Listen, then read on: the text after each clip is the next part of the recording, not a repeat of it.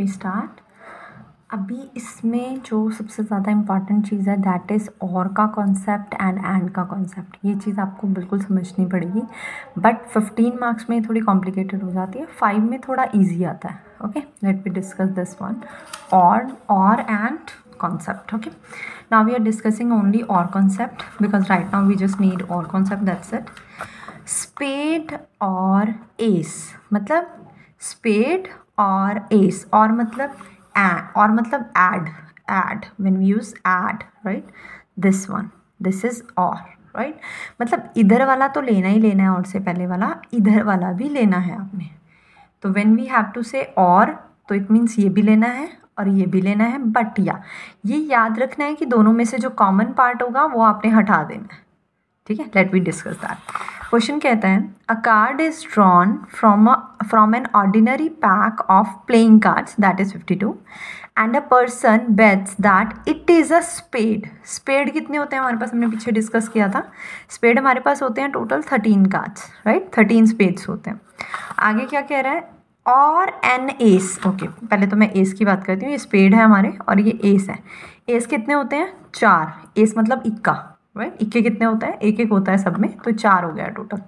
Spade होते हैं 13, S होते हैं 4। बट अभी थोड़ा अपना दिमाग लगाओ, जब हम 13 कार्ड स्पेड के लेंगे तो उसमें भी तो एक कार्ड एस होगा ना, राइट? जब हम 13 कार्ड स्पेड के काउंट कर रहे हैं तो उनमें भी तो एक कार्ड एस हो गया ना हमारा पहले से, राइट? नहीं यकीन हो रहा तो पीछे चेक कर लो, we have already discussed that. ये रहा, स्पेड में एक किंग होता है, क्वीन होता है, जैक होता है, एस होता है। तो इसके जो 13 कार्ड काउंटिंग में बन रहे हैं, 2 से 10 तक ये और 4 ये।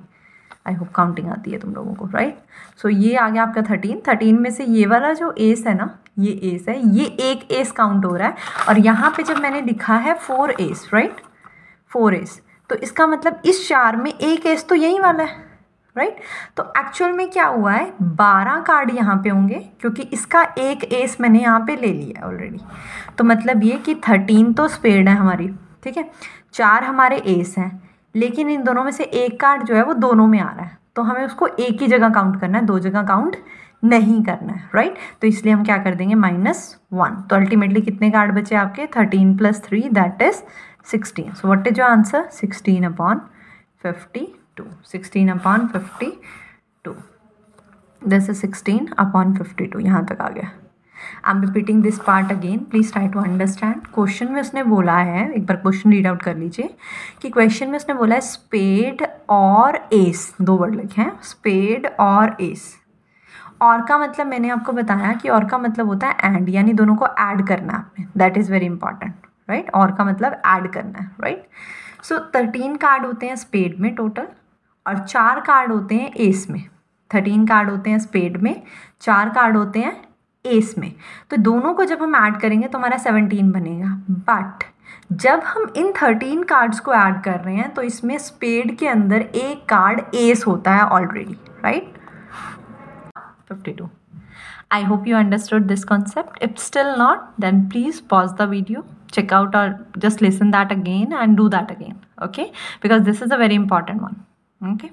Now let me come to the question again. अब ये तो हमारा हो गया कि हमने 13 स्पेड और 4 एस का कॉम्बिनेशन करके उसमें से माइनस कर दिया 1 जो कॉमन था दोनों में, तो हमारा 16/52 आ गया, ठीक है? अब इसमें ना कुछ और पूछा है उसने क्या पूछा है, odds against his winning this bet. Against, अब ना यहाँ पे ये चीज़ आपने याद रखनी है, पेपर में ना 2 ऑप्शन आती हैं आपको यहाँ पे, एक तो अगेंस्ट वर्ड आता है, एक फेवर वर्ड आता है, राइट? Let me talk. एक फेवर होता है और एक अगेंस्ट होता है। This one is very important क्योंकि पेपर में एक क्वेश्चन तो इसका आ ही जाता है generally, and most probably that will come for 5 marks, okay? So favour और अगेंस्ट, अब ये होता क्या है, इसका मतलब बेसिकली इसका मतलब होता है कि एक चीज़ जो आप बोल रहे हो ना फेवर, तो अगर मैं रेशियो लिखूँ यहाँ पे 1:2, ये तो आपको समझ में आता है 1:2 का मतलब क्या होता है, 1 + 2/3, राइट? तो ये 3 आ जाएगा। इट मीन्स जैसे आप अकाउंट्स में करते थे, फर्स्ट वाले का शेयर 1/3, सेकेंड वाले का शेयर 2/3, राइट? तो आप टोटल कर लेते हैं नीचे। सो फेवर का मतलब क्या है कि उस केस के होने की, फॉर एग्जाम्पल फेवर मैंने बारिश को लिया है कि बारिश आज होगी, वो मेरा फेवर है, तो बारिश के होने की प्रोबेबिलिटी हमेशा पहले वाली होगी, ये वाली, तो बारिश के होने की प्रोबेबिलिटी कितनी होगी 1/3, let it be probability of A, और बारिश के ना होने की प्रोबेबिलिटी यानी ए डैश कितनी होगी 2/3, जो दूसरा दिया होगा। अंडरस्टूड और नॉट? तो इसका मतलब जो फेवर लिखा है अगर कहीं पे भी, तो उसमें जो पहले वाली प्रोबेबिलिटी होती है वो फेवर की होती है, ठीक है। अगर मैं यही चीज़ दोबारा लिखूँ 1:2, टोटल हो गया 3 हमारा। अब मैंने बोला अगेंस्ट कि बारिश के अगेंस्ट की, यानी बारिश के ना होने की प्रोबेबिलिटी, तो इसका मतलब जो भी ऑप्शन रेशो दी होगी उसमें जो पहले वाली होगी ना वो अगेंस्ट की प्रोबेबिलिटी होगी। ध्यान से, आई एम रिपीटिंग अगेन, अगर फेवर लिखा है तो जो पहले वाली प्रोबेबिलिटी होगी हमेशा वो किसकी होगी, फेवर की, यानी उस काम के होने की।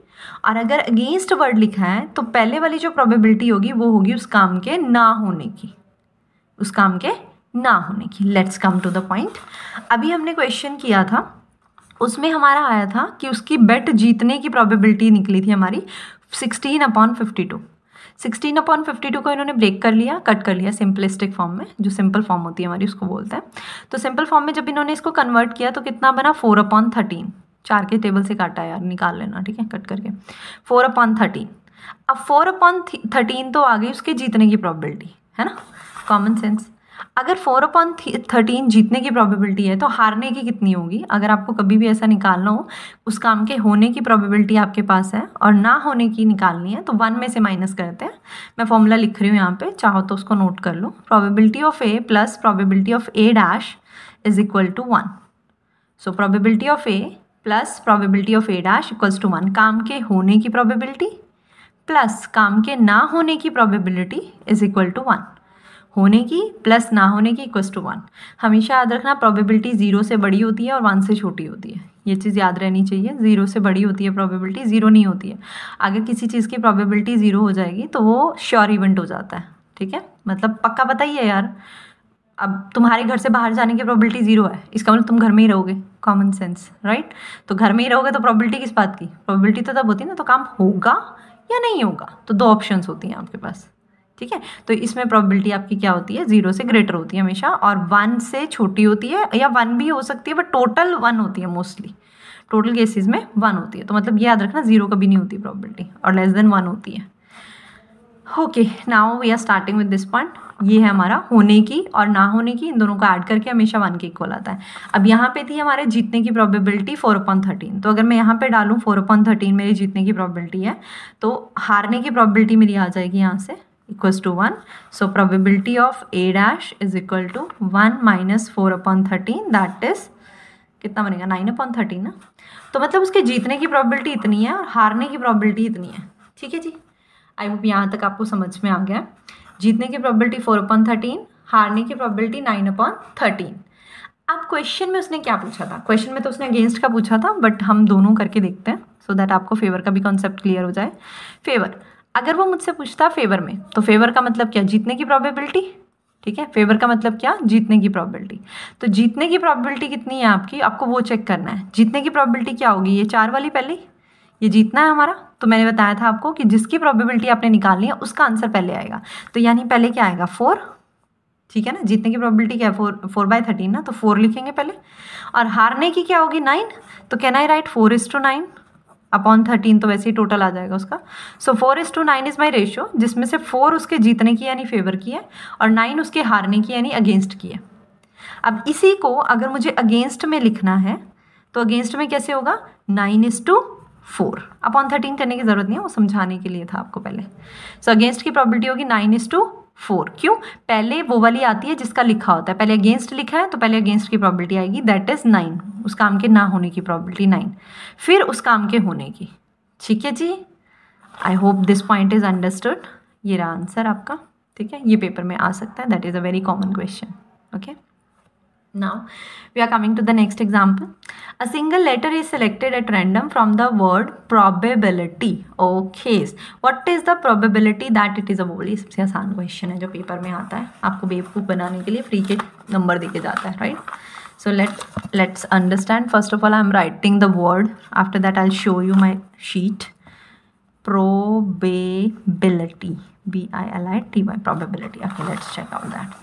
This is the word probability. Please be sure अपनी तरफ से स्पेलिंग ना लिखने बैठ जाना। एग्ज़ाम में जो भी स्पेलिंग लिखा है, चाहे वो गलत लिखा है चाहे वो सही लिखा है, you have to copy that spelling as it is.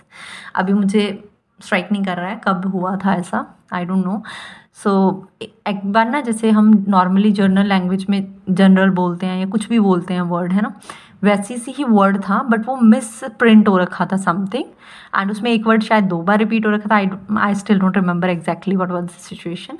सो ऐसा कुछ था उसमें, तो कुछ बच्चों ने शायद उसको ठीक करके किया कि ये तो स्पेलिंग गलत लिखे हैं इन्होंने, ऐसा नहीं ऐसा होना चाहिए था। So this is a case of probability, you can't change the spellings. So be sure, paper में गलत लिखा है सही लिखा है वर्ड, आपको उसके अकॉर्डिंग ही परफॉर्म करना है। ओके, एनपीयू में तो टिपिकल क्वेश्चंस आते हैं, so we are so much comfortable with that, so we can easily tell कि कहाँ आपको एजम्पशन लेनी है, कहाँ आपको क्या लेना है, तो वो तो ईजी है, उसमें कोई दिक्कत नहीं है। ठीक है, सो प्रोबेबिलिटी आपको दी है, हम 2 पार्ट करके करेंगे, बुक में सिर्फ 1 पार्ट है, हम इसके 2 पार्ट्स करेंगे so that we would be able to understand both the parts. पहला निकालनी है इसमें से कॉन्सोनेंट आने की प्रोबेबिलिटी, राइट, एंड दूसरा निकालनी है इसमें से वोवल आने की प्रोबेबिलिटी। ओके, कॉन्सोनेंट आने की प्रोबेबिलिटी एंड वोवल आने की, बहुत कॉमन है। पेपर में ना आपको कोई भी वर्ड दे देंगे और आपको बोलेंगे इसमें से कॉन्सोनेंट और वोवल आने की प्रोबेबिलिटी बताओ। कॉमन सेंस, हम सबसे पहले क्या स्टेप करते हैं, टोटल। ठीक है, सबसे पहले तो इसके नंबर काउंट कर लो टोटल, 1 2 3 4 5 6 7 8 9 10 11 नंबर है total. So we have to write down total probability is equal to 11। अब इसमें से वोवल कितने हैं, पहले वोवल निकालते हैं क्योंकि वोवल कम होते हैं ना, तो ईजी होता है निकालना। ओ ए आई आई, कितने वोवल हो गए अपने पास, 1 2 3 4, 4 वोवल हो गए। तो वोवल आने की प्रोबेबिलिटी कितनी होगी, आप पूरा लिखेंगे, probability of getting a vowel is 4/11 and probability of getting a consonant is 11 में से 4 हटा लो, कितना बचेगा, 7, right, 7/11। Understood or not? This is your answer. That's it. I hope there is no problem, right? So we just have one answer here because उसने vowels का ही पूछा था question में, तो उसने सिर्फ vowels का ही आंसर दिया। ओके जी, now coming to the next one। अब थोड़ा स्पीड चखते हैं, ठीक है, अभी बहुत स्लो हो रहा है। Find the probability of drawing N S. S कितने होते हैं अपने टोटल, 4 इक्का, राइट, कितने होते हैं 4, और टोटल कार्ड कितने अपने 52। तो एस आने की प्रोबेबिलिटी कितनी होगी, 4/52, दैट्स योर आंसर। अच्छा, कुछ बच्चे बोलते हैं कि सिंपल करना कंपलसरी है क्या, कोई कंपलसरी नहीं है, तुम्हें काउंटिंग तो आती ही होगी, तुमने तो कैलसी पे करना है, बट बी रिमेंबर कैलसी पे डिवाइड करके मत लिखाना पेपर में। डिवाइड करना एक्चुअली प्रैक्टिस में नहीं है हमारी, हम नहीं करते कभी डिवाइड, हम सिंपल फॉर्म में कन्वर्ट कर देते हैं। कट रहा है तो काट दो, नहीं कट रहा है देन चॉइस इज योर्स। ठीक है, पॉइंट्स में ना लिखो, then it would be better, उसको ऐसे ही छोड़ दो। 1/13, 4/52 सेम आंसर कंसीडर होते हैं, but it would be good thing, good approach that if you will write down in simple form. Okay, next one, this question is very much important, right, might be will get the same question as it is in your exam. ठीक है, इसमें सिर्फ days बदलते हैं, जैसे यहाँ पे ना संडे है ना, Sunday, Tuesday, Wednesday, Thursday, Friday, और इसका आंसर इतना आसान है कि आप रट्टा भी मार सकते हो, हार्डली मैटर। 5 नंबर का क्वेश्चन आता है सीधा। ठीक है, अब क्या है, पहले क्वेश्चन का लॉजिक समझते हैं। What is the probability that a leap year selected at random. पहले तो ये लीप ईयर होता है और नॉन लीप ईयर होता है, आई होप आपको पता होगा। लीप ईयर में क्या होता है, बेसिकली लीप ईयर में हमारे 366 डेज होते हैं और नॉन लीप ईयर में हमारे 365 डेज होते हैं, राइट। ये लीप ईयर है और ये नॉन लीप ईयर है, आपको पता ही है ये चीज़। तो लीप ईयर में 366 होते हैं और नॉन लीप में 365 डेज होते हैं। अब आपको क्या करना है, आपको वीक्स में कन्वर्ट करना है इसको। ठीक है, वीक्स में, तो एक वीक में कितने दिन होते हैं अपने, 7, है ना, संडे 7। तो 7 से इसको आपने डिवाइड करना है 366 को। मैं ना कैलसी पे नहीं करूँगी डिवाइड, कैलसी पे आपको वो पॉइंट समझ नहीं आएगा जो मुझे समझाना है, तो इसलिए मैं यहाँ पे डिवाइड करूँगी। सो जब मैंने इसको 7 से डिवाइड किया, सो 7 5 35 होता ना, 16, 7 2 14। ओके, अब ध्यान से समझना है, जब हमने एक वीक में 7 डेज होते हैं उनसे इसको डिवाइड किया तो हमें पता चला कि टोटल कितने वीक्स बन रहे हैं हमारे, 42 वीक्स बन रहे हैं। जब हम लीप ईयर की बात कर रहे हैं तो उसमें टोटल 52 वीक्स बन रहे हैं। 52 वीक्स पूरे होने के बाद हमारे पास जो 2 रिमेनिंग है, इसका मतलब 2 डेज रिमेनिंग बच रहे हैं। आई डोंट नो आपको पता है या नहीं कि जब लीप ईयर होता है तो उसमें ना 1/4 डे एक्स्ट्रा होता है, और वो जुड़ जुड़ के 4 मतलब नॉन लीप ईयर में 1/4 एक्स्ट्रा होता है। एक्चुअल में 365 डेज नहीं होते, 365 डेज और एक चौथा पहर एक्स्ट्रा होता है। तो वो 4 पहर जुड़ के ना जो 4 साल बाद वो एक दिन बन जाता है, फिर हम उसको एक में ऐड कर लेते हैं, दैट इज़ लीप ईयर बन जाता है। ठीक है, ऐसा होता है। चलो बैक टू द क्वेश्चन। अभी क्या कह रहा है क्वेश्चन कह रहा है कि 7 को जब हम इससे डिवाइड करते हैं, क्योंकि 7 डेज होते हैं ना एक वीक में, जब हमने इसको इससे डिवाइड किया तो हमारे पास 52 वीक्स आए। तो 52 वीक्स तो हमारे कंप्लीट हो गए, बट हमारे पास 2 दिन बचे हैं। अब ये 2 दिन क्या क्या हो सकते हैं, ध्यान से। ये 2 दिन संडे मंडे हो सकते हैं, मंडे ट्यूसडे हो सकते हैं, ट्यूसडे वेडनेसडे हो सकते हैं, वेडनेसडे थर्सडे हो सकते हैं, थर्सडे फ्राइडे हो सकते हैं, फ्राइडे सैटरडे हो सकते हैं, सैटरडे संडे हो सकता है, कोई भी हो सकता है, राइट। अब अपनी बुक में पढ़िए क्वेश्चन में, उसमें क्या पूछा है उसने, 53 संडेज पूछा है। तो संडे कहाँ कहाँ आ रहा है अपना, एक तो यहाँ पे संडे आ रहा है ना, संडे मंडे, और एक यहाँ आ रहा है सैटरडे संडे। तो 2 बार संडे यूज़ हो रहा है। और टोटल कितने आए, 1 2 3 4 5 6 7, ध्यान से टोटल कितने बन रही है, ऑप्शन 7, और उनमें से 2 बार संडे आ रहा है। सो what is the probability of getting 53 Sundays, that is 2/7, क्योंकि 2 बार संडे आ रहा है और टोटल ऑप्शन 7 है। ये बहुत आसान क्वेश्चन है, बहुत आसान है। Try to repeat this question again and again so that you will get comfort zone, okay. और ये पेपर में आसानी से आ सकता है, इसमें कोई बड़ा इशू नहीं है। ये नॉन लीप ईयर है, इसमें दोनों ऑप्शन इक्वली वैलिड है। लीप ईयर का भी पेपर में क्वेश्चन आ सकता है और नॉन लीप ईयर का भी, ओके। सो ये नॉन लीप ईयर किया हमने अभी, अब हम नॉन लीप ईयर करेंगे। नॉन लीप ईयर में क्या था मेरा, 365 डेज है, राइट। 365 को मैं 7 से डिवाइड करूँगी, 365, फिर से 5 पे जाएगा 35, देन 15 रिमेनिंग बचेगा, तो 2 पे जाएगा तो 14 आएगा। अब यहाँ पे क्या चेंज है, यहाँ पे 1 डे रिमेनिंग है, ध्यान से।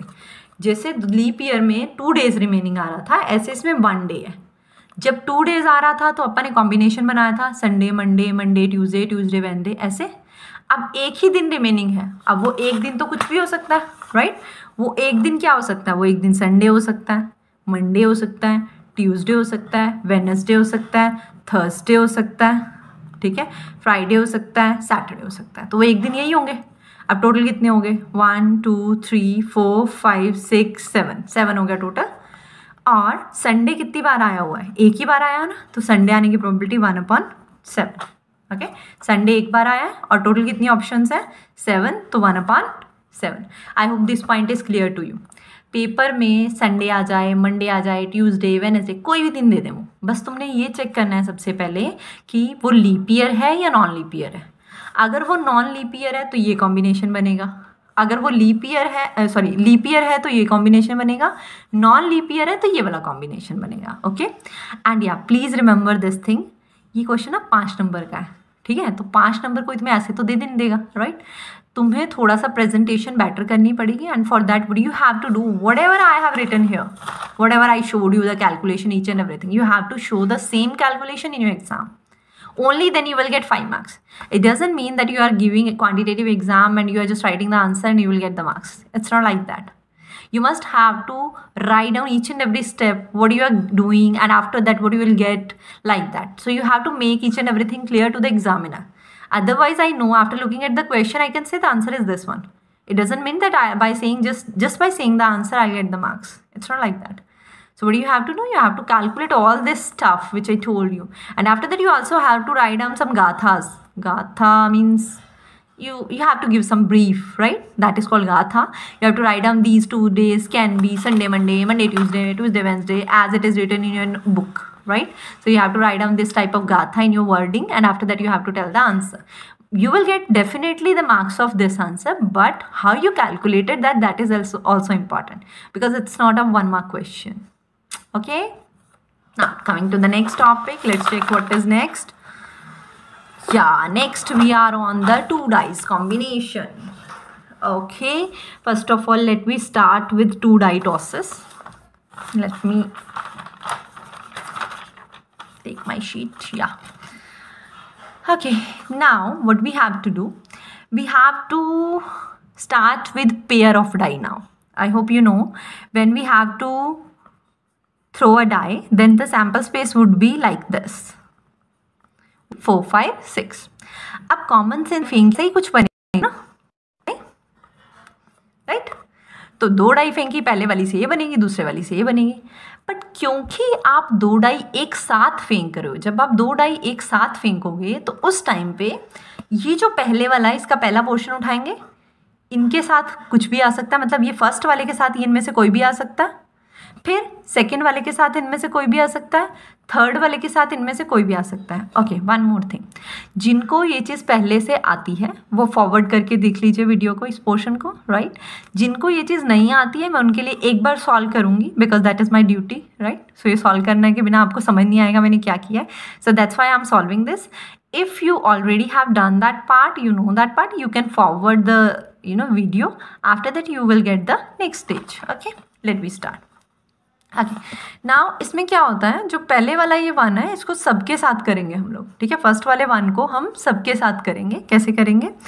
1 1, देन ये फर्स्ट वाला 1, अगले वाला 2, 1 3, 1 4, 1 5, 1 6। बिकॉज ऐसा हो सकता है कि हमने पहले वाली डाई फेंकी, उस पर 1 आया, और जब दूसरे वाली फेंकी या 2 डाई को एक साथ फेंका तो दूसरी वाली पे भी 1 आया, या 2 भी आ सकता है, दूसरी पे 3 भी आ सकता है, 4 भी आ सकता है।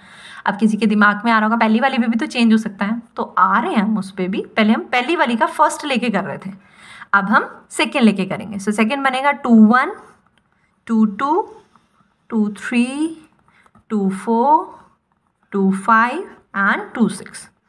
Okay, one more thing, I would prefer in exam, please try to make that, right? Because 5 marks का एग्जाम 5 marks का क्वेश्चन आना है एग्जाम में इसमें से, और अगर ज़्यादा का भी आता है, because sometimes it happens that you will get 15 marks question, and in that question you have parts like 7 or 8 something. So in that part, by just writing the answer you can understand it's a very non-interesting one. So you have to write down the sample space as well, and be sure what you are writing is very important. It's not like that what's in your mind, because sometimes it happens that you wanna take the sum of 2 values, right? For example 2 values को add करना है आपको, and you just calculate, अच्छा 2 value को add करके 8 आना चाहिए, 4 4 हो जाएगा, 2 6 हो जाएगा, 6 2 हो जाएगा, 3 5 हो जाएगा, 5 3 हो जाएगा. This is good if you can calculate this in your mind, but be sure sometimes it happens that there are a lot more chances that we might skip any one, or we might get confused while writing the points, right? skip होने के chances थोड़े ज़्यादा हो जाते हैं, दिमाग में नहीं आता, फिर जब बाद में कोई आंसर बताता है ना एग्जाम के बाद, तब याद आता है अरे हाँ ये भी तो पॉइंट था. So it would be better write down this, because it will hardly take 1 or 2 minutes extra, and you will be sure about your answer. Okay, so 3 2, 3 3, 3 4, 3 5, 3 6. Next, let me start with 4 4 1, 4 2, 4 3, 4 4, 4 5, 4 6. Okay, 5 1, 5 2, 5 3, 5 4, 5 5, 5 6, and the last one 6 1, 6 2, 6 3, 6 4, 6 5, 6 6. Okay, so total कितना बन गया है? 36. Total sample space कितनी बन गई है हमारी? 36. Now coming to the question. Question क्या कह रहा था? अच्छा, क्वेश्चन में इसी टाइप का आता है, सम आता है, मोस्टली सम आता है या डिफरेंस भी आ सकता है. वैसे आज तक मैंने बहुत रेयर क्वेश्चन कराए हैं, हाई लेवल पे कराए हैं जिनका डिफरेंस आता है. आपके लेवल पे सम ही आएगा, ठीक है, mostly. 2 dice are tossed, find the probability. अच्छा, सम और एक आता है मल्टीपल. ये दोनों चीज़ें आ सकती हैं. Find the probability that the sum of the dots on the faces, मतलब जो ये फेसेस बने हुए हैं इन पे जो 2 डॉट है, ये दोनों का जो सम है वो पहला चीज़ 8 होना चाहिए. तो हम फर्स्ट पार्ट कर रहे हैं अभी, सम 8 होना चाहिए. तो अब आपको चेक करना है किस किस का सम 8 होगा. Let me take my pencil.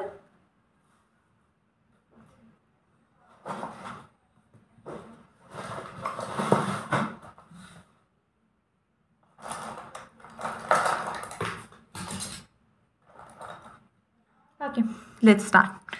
या सम 8 आना चाहिए. अब चेक करो सम किस किस का 8 आ रहा है. अब देखो यहाँ पे लास्ट में देखो 7 आ रहा है ना, अगले स्टेप में 8 आएगा, पक्की बात है. जो जब 2 6 हो गया तो इसका उल्टा भी सम होगा, 6 2, है ना, तो यहाँ पे 6 2 भी सर्कल कर दो. ओके, फिर अगले में देखो, अगले में यहाँ पे क्या बन रहा है? 9 बन रहा है. तो 9 से तो छोटा होता है 8, है ना, तो ये बन रहा है 3 5 3, 3 5, तो 5 3 भी होगा. उससे अगले में देखो लास्ट वाला 10 बन रहा है, फिर 9 बनेगा, फिर 8 बनेगा, तो 4 4. अब इसका तो ऑप्शन है ही नहीं हमारे पास दूसरा, है ना। तो कितने बन गए हमारे नंबर, जितने भी मैंने पेंसिल से डाक किया, I hope the point is visible to you. तो ये सारों का सम कितना आ रहा है, 8 आ रहा है। Let we count 1 2 3 4 5।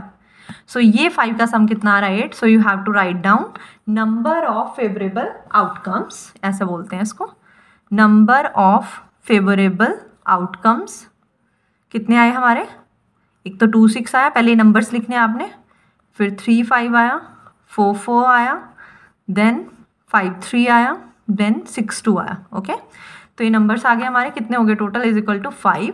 So what is my probability, वो बीच का पार्ट आप खुद लिख लेना, गेटिंग अ सम ऑफ 8 था, 5 था, sum of 8, right. So that is 5/36। Same second part में मुझे 7 दिया है, तो 7 का करेंगे। 7 का कैसे होगा, अब मैं बॉक्स बनाऊंगी बिकॉज मेरे पास तो एक ही है ना, तो फिर बार बार करूंगी मैं उसी में सेम पोर्शन, तो मुझे समझ नहीं आएगा कौन सा किया। अच्छा 7 आना चाहिए, उसने बोला सम, तो अब मैं बॉक्स बनाऊंगी। ये एक तो ये 7 आ रहा है, अब अगले वाले में 8 आ रहा है, तो इससे पीछे वाला 7 होगा, है ना, कॉमन सेंस। ये 7 हो गया। अब 6 1 6 7 हो गया, तो 6 1 भी 7 हो जाएगा, ठीक है। दूसरे वाला हमने क्या किया, 2 5 7 हो गया, तो 5 2 भी 7 हो जाएगा। अगले वाले में 9 8 7 4 3 7 हो गया, तो 3 4 भी 7 हो जाएगा, है ना। हो गया कंप्लीट। चलो अब काउंट करते हैं इसको, 1 2 3 4 5 6। सो व्हाट इज योर आंसर, 6/36। अब मैं लिखूंगी नहीं ये वाला, ये आप बुक में ही चेक कर सकते हैं, 6/36। एंड लास्ट में मुझे बोला है जो थर्ड पार्ट, दैट इज 11। कहता सम 11 आना चाहिए। देखो बच्चे, मैक्सिमम कितना है यहाँ पे, 6 6, 12 मैक्सिमम आ सकता है, तो उससे कम वाला क्या होगा, 11, है ना। ये 11 हो गया, तो इसी का उल्टा 11 होगा, बस दैट्स इट, 2 ही होंगे इसमें तो। सो 2/36। आई hope this point is pretty much clear to you. Okay, and with this we have finished some small type of questions. Okay, now we are coming to the next question, that is example 14. ये बहुत rare chances हैं आपके paper में आने के, because ऐसे diagram बहुत कम आता है, ये आगे के चैप्टर्स में आएगा, आप देख ही रहे हो डायग्राम। ये ना आगे के चैप्टर्स में आता है, जो आपकी सेकेंड यूनिट में चैप्टर्स होते हैं ना, प्रॉबेबली जो इंटरपोलेशन और एक्सट्रापोलेशन वाला टॉपिक है उसमें आता है ये टॉपिक, ठीक है। इसमें कम आता है तो आपका लक है, बहुत आसान है, ठीक है। तो इसमें टोटल कैसे निकलता है, बेसिकली जब इस तरह से आपको डेटा दिया होता है 30 to 40, इसको क्लास इंटरवल्स बोलते हैं हम, and this is called frequency. When the data is given in such form, then what you have to do, I hope you remember how we have to calculate mean, median, mode. In that part, not in exactly mode, but in mean and median, we have to calculate sigma f, right? So this is called n. So sigma f is equal to n. Sigma f equals to n. So sigma f क्या होता है, ये जो second वाला value है ना हमारा, इसका सम कर लो सबका, 20 + 45 + 68 + 35 + 20 + 12, and you will get the total. I'm just taking from the book, that is through 200. तो इसका सम 200 आ गया, इसका मतलब टोटल 200 है। Let we start with the question. Question में क्या पूछा है फर्स्ट पार्ट में, his wages were under 50 rupees. कहता 50 से कम होने चाहिए उसके वेजेस, राइट। 50 से कम होने चाहिए वेजेस। 50 कहाँ पे है कम, ये वेजेस यहाँ से। ये इसका मतलब क्या होता है ये समझ लो एक बार थोड़ा सा। Let me take my sheet. देखो जब हम लिखते हैं 10 to 20, आई डोंट नो आपको इंक्लूसिव एक्सक्लूसिव सीरीज़ का पता है या नहीं, बट ये तो एटलीस्ट पता होगा ना, इसमें 20 इंक्लूड नहीं होता है। इसमें 10 से लेकर 19 तक की वैल्यूज़ आती हैं, और 20 अगर आएगा तो वो अगले में आएगा, यानी 20 से लेकर 30 तक। इसमें 20 से आइटम काउंट होती है और 29 तक आती हैं, तभी वो 10 होती हैं, ठीक है। तो अगर लास्ट में 20 लिखा है तो इसका मतलब उसमें 20 ऐड नहीं हुआ है, उसमें कहाँ तक की आइटम है, 19 तक की आइटम है, उसके आगे की आइटम नहीं है। आई hope you understood this point, right. 30 लिखा है तो उसमें 29 तक की आइटम आएंगी। अब यहाँ पे क्वेश्चन में वो क्या कह रहा है, क्वेश्चन में वो कह रहा है कि अंडर 50, 50 से कम होने चाहिए, तो कॉमन सेंस ना, 50 से कम यहाँ तक होंगे, इससे कम वाले सारे, इससे कम वाले कितने हैं, 45 + 20 कितना हो गया, 65 अपॉन टोटल। ध्यान से 50 से कम वाले लेने हैं ना आपने, तो 50 से कम वाले कितने हैं, ये दोनों 50 से कम है ना, 49 तक आएंगे ना यहाँ पे, तो 45 + 20 यानी कितना हो गया, 65। सो 65 अपॉन टोटल कितना हो गया, 200। 65 अपॉन टोटल 200। ओके चलो सेकेंड पार्ट, हिज वेजेस वर 60 और ओवर। अब जैसा हमने किया था ये क्वेश्चन ना, 4 और मोर, तो 60 तो लेनी ही है, 60 से ज़्यादा लेने हैं। अब 60 कहाँ पे है हमारा, यहाँ पे, है ना। इसके अंदर 60 भी इंक्लूड होगा क्योंकि फ्रंट वाले में इंक्लूड होता है 60, जैसे इधर वाले में जब हम बात करें तो यहाँ पे 59 तक आएंगे, 60 नहीं आएगा, तो 60 यहाँ पे आएगा, तो 60 भी लेना है, उससे बड़े वाला भी लेना है, तो 60 यहाँ से शुरू करेंगे, ये तीनों को ऐड करेंगे, 35 + 20 + 12, तो ये सारे बड़े हैं 60 और उससे बड़े, तो इन तीनों को ऐड करेंगे, that is my 67 upon total, so 67 upon 20, understood. Next one, his wages were either between this और दिस। अब मैंने आपको बताया था कि जब भी कभी और दिया होता है तो उसका मतलब होता है प्लस, यानी दोनों के आंसर को ऐड करना है आपने। सो 30 से 40 का आंसर अपना कितना आया 20, है ना, 30 से 40 का आंसर 20, और 70 से 80 का आंसर कितना है 20, तो 20 + 20 कितना हो गया 40। ध्यान से दोबारा, और का मतलब क्या होता है, ऐड करना है दोनों आंसर्स को, ठीक है, बस कॉमन नहीं होना चाहिए उन दोनों में, अगर कुछ कॉमन है तो वो हटाना भी है, याद रखना। वो केस किया था ना हमने, किंग वाला था, कौन सा था वो, एस वाला था, हाँ स्पेड और एस वाला था, वो वाला था, उसमें कॉमन जो होगा वो माइनस करते हैं। 30 से 40 और 70 to 80, मतलब 30 से 40 का आंसर लेना है और मतलब ऐड करना है, और 70 से 80 वाला आंसर लेना है। सो 30 से 40 में हमारा कितना है 20, 70 to 80 में कितना है 20, 20 + 20 40 divide by total, so answer is 40 upon 200। Okay, I hope you understood this thing. So now we just have the last example of this topic. No, second last example. Example 15. Suppose an idle die is tossed twice. हमने अभी already sample space बना ली है. That is, एक die को फेंकते हैं तो 6 आता है, 2 को फेंकेंगे तो 6 × 6, that is 36. I hope you understood this thing. Probability of getting a sum of 10. ये तो आपको समझ में आ जाएगा, 10 सम आना चाहिए, तो आपको वो सारे बॉक्सेस पे सर्कल करना है जिनका टोटल 10 बन रहा है, और डिवाइड बाय टोटल आ जाएगा आपका। Okay, you can do this by your own. Okay, next we are moving to the next part. In a single throw of 3 dices, that is very important. Okay, let we start. Actually I'm thinking whether I have time right now to start this or not, because this is a very complicated one, but let me try. I hope आपको doublet पता होंगे क्या होते हैं, ठीक है। जैसे ना हमने ये डाई फेंकी थी, 2 डाई फेंकी थी ना, तो इसमें जो 2 नंबर सेम आते हैं ना उनको डबलेट बोलते हैं। जैसे ये वाला पोर्शन 1 1 ये डबलेट है, 2 2 डबलेट है, 3 3 डबलेट है, 4 4 डबलेट है, 5 5 डबलेट है, एंड 6 6 डबलेट है। तो जो सेम नंबर होते हैं ना वो सारे क्या होते हैं, डबलेट बोलते हैं उनको। ओके, अब क्वेश्चन क्या है, क्वेश्चन कहता है in a single throw of 3 die. अब आपने 3 डाई फेंकी है, कॉमन सेंस, जब हम 2 डाई फेंकते हैं तो हमारा आंसर कितना आता है 2 डाई फेंकने पे।